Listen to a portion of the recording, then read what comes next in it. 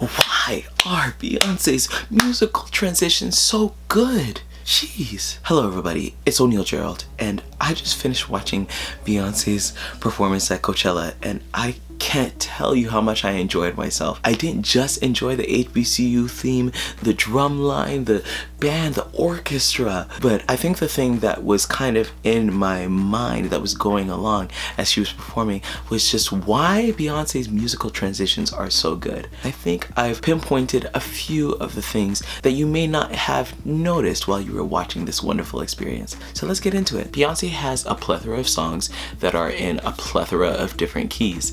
And in order for Beyonce to transition smoothly from one into the other, one of the first things that she has to do is match the keys. So let's talk about a few of the keys that were matched. When she gave us a little interlude with one of the dancers, she was singing, or her background singers were singing Party. The funny thing about singing Party is that they actually moved the key of that song up by about a tone. I told my girls you can get it. I told my girls you can get it. The recorded version of Party is in G minor, but Beyonce brought it up to A minor in order to very smoothly transition into Don't Hurt Yourself.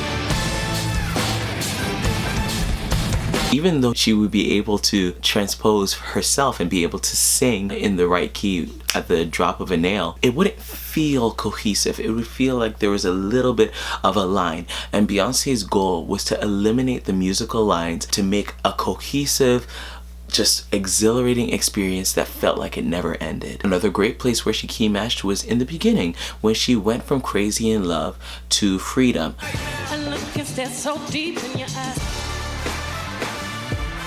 Both Crazy in Love and Freedom are in the key of D minor, and so of course she could put them side by side because they were in the same key. However, Crazy in Love and Freedom are at two different tempos. Musically, Crazy in Love is much faster, so what did Beyonce do? Beyonce slowed down the tempo of Crazy in Love, and we got this very thrilling drumline remix of the second verse of Crazy in Love.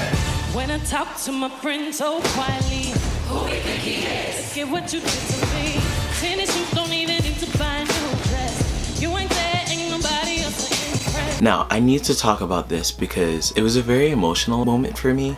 Beyonce actually not only key matched in terms of using the exact key, D minor, for Crazy in Love and for Freedom, but she used the tonic or the starting note of D minor to transition into the major key that's related to D, so D major. And when she went to D major, she gave us a wonderful, just very emotional rendition of the Black National Anthem, Lift Every Voice and Sing. Lift every voice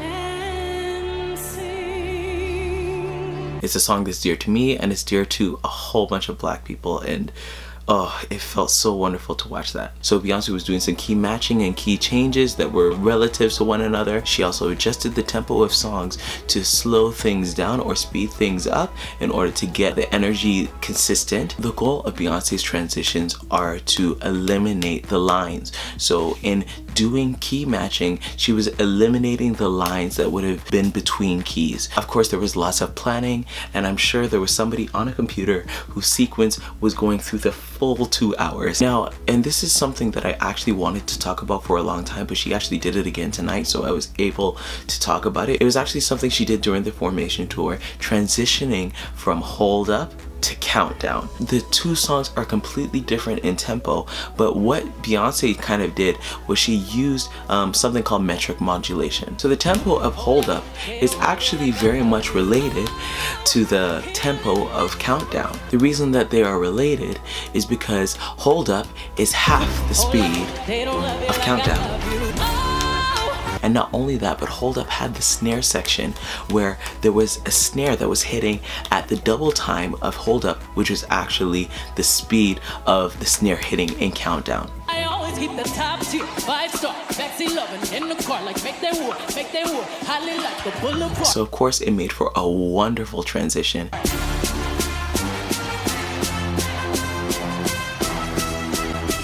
And the wonderful thing about hearing Countdown this time around is that Beyonce didn't need the synthesized horns that were in the original sequencing because she had live horns in the HBCU band. So we heard some great live horns that were accompanying Beyonce.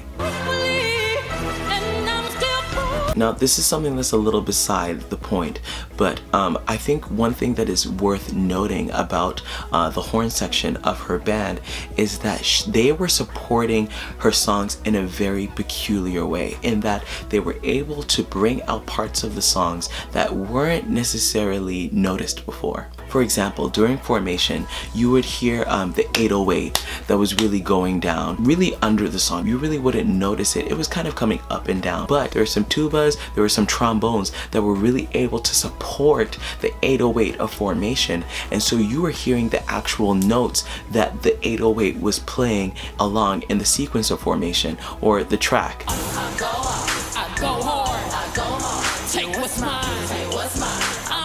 And so Formation got a little more of an extra push, a little bit of HBCU flavor. Wonderful. Now let's talk about Sorry, because Sorry had something absolutely wonderful that happened at the end of it. Beyonce was actually able to go into Me, Myself, and I by a few things. She was able to keep the beat from Sorry completely consistent to transition into Me, Myself, and I. But in order for her to do that, she had to do a little bit more of the key matching. So Me, Myself, and I is usually in the key of D flat or B flat minor.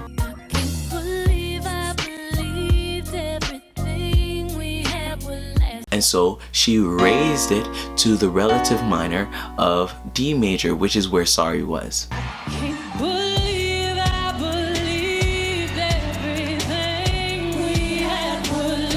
So again, I'll say, Beyonce's overall goal was to get rid of the lines that were between the songs so that she could have a continuous experience. And altogether, that performance was absolutely bonkers. It was just such an experience. So I hope I answered a little bit of your questions about why Beyonce's transitions were so good. But if I didn't, ask your questions in the comments. Talk about this wonderful performance that she did at Coachella. And if you're new, please subscribe to this channel, because this is the place where we think deeply to create art that changes the world. My name's Gerald, and I'll see you later. I'm going to sleep. It's 5 a.m. Bye.